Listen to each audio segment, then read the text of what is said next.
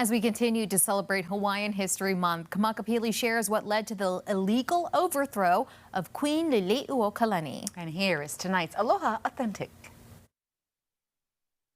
In the Ahupua'a of Waikiki, which lies in the moku of Kona, Huron, Oahu, stands a residential roadway given the name which is typically translated as supernatural or divine power.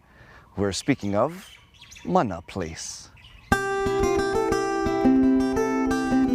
The word mana carries a broad spectrum of translations, including miraculous power, to worship, or the staging growth for fish in which colors appear.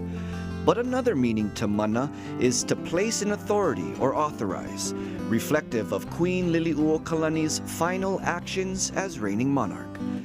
Lydia Kamaka'eha became Liliuokalani on April 12, 1877, when her brother, King David Kalakaua, proclaimed her as his heir.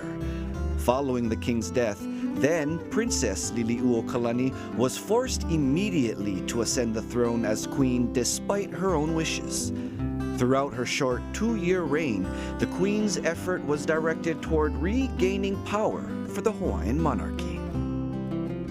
On the morning of January 14, 1893, 3 days before the overthrow, Queen Liliuokalani informs her ministers of her plans for a new constitution.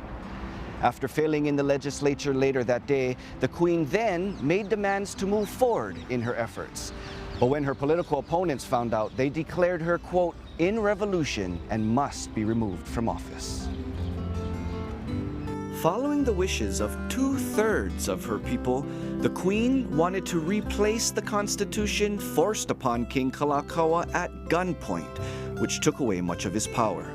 But when she was informed that she had been deposed and a protest would only threaten the loss of life, Queen Liliuokalani yielded her authority to the United States government until the time when facts are proven and she be reinstated.